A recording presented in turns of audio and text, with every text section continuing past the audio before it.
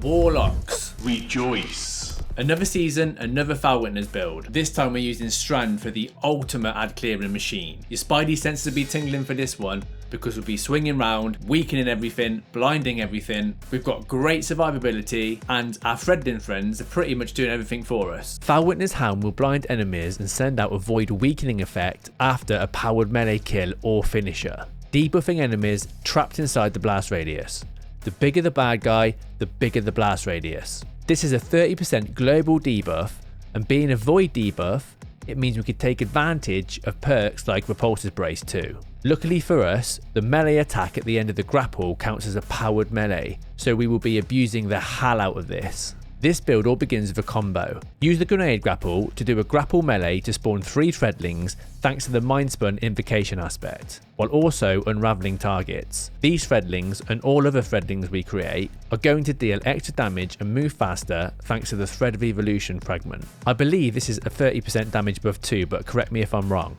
The grapple will also spawn an orb of power thanks to the heavy-handed arm mod. This is going to make us super tanky and give us 60% damage reduction thanks to the Thread of Warding fragment, which will give us woven mail for 10 seconds. At this point you are 60% harder to kill and enemies around you are 30% easier to kill, whilst also not firing back due to being blinded. So after you've done this grapple melee, your threadling should have done enough damage to another enemy by now that they should be finishable. Finish them to proc Felwinters Helm again, but this time we'll spawn 3 more threadlings thanks to the Thread of Finality aspect, which will create 3 threadlings that will start to track down the next targets. For bigger enemies like champions, put down your empowering rift to release 3 more threadlings along with any other perch threadlings you may have thanks to the Weaver's Call aspect. Again, all of these threadlings are doing more damage, moving faster because of the Thread of Evolution. Healing Rift is also absolutely fine here, so use whatever you like to get the same benefits. While stood in your rift, use your Arcane Needle melee to finish off anything else, unraveling anything and creating tangles. Shoot these tangles as and when you see them for even more damage. Now we haven't even used a weapon yet and everything around you should be dead. If not, shoot any tangles in sight to keep the strand momentum going or simply just use your weapons. When finishing an enemy you will be protected with an overshield thanks to proximity ward, just in case enemies outside the blast radius are still shooting at you. This has no cooldown either, which is awesome. We can just keep finishing enemies around us, one after the other, and be protected while doing it. You will also get grenade energy back thanks to explosive finisher, ready to start the combo all over again. This is why we want armor charges. To make sure explosive finisher is always there ready to go, I'm running stacks on stacks, which will give us 2 armor charges back immediately after our powered grapple melee kill. And I'm also running Void and Strand dual siphon, so our Strand and Void weapons will create orbs, and the Reaper class mod, which will create an orb of power after a weapon kill once we've used the rift.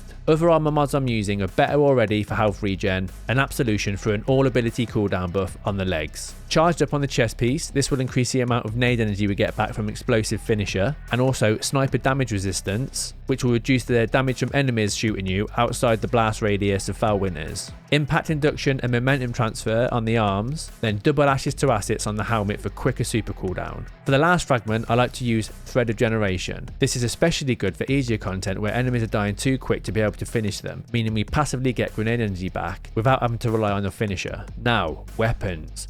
Everyone's favourite bit. For a primary, I recommend the Immortal or Synchronatic Roulette SMGs with the Hatchling perk on. You will always be in the enemy's faces, so SMGs are ideal here. Like I said earlier, void buffs like Repulsor's Brace are king here, after the Felwinters blast radius is a void debuff. I've been using the other half sword with Repulsor's Brace on, giving me an overshield on top of the 60% damage reduction we get from woven mail. But for a special weapon, I love using the void shotgun from this season, Basso Ostination, with trench barrel. After the grapple melee, whip this thing out to deal 50% more damage for 5 seconds or until 3 shots are fired, which pairs perfectly with the Felwinters debuff of 30%. You are doing 50% more damage while the enemies are receiving 30% more damage. But even better, the Volatile Flow artifact mod will give the shotgun volatile rounds, which will now cause purple explosions as well as green. Other artifact mods which work great with this build are Bricks from Beyond, Untangled, Counterweave, Thread Blast, and Allied Unraveling. Also Origin Hones if you're using a weapon which benefits from it. Glaives are also a great choice here too, all depends on your playstyle.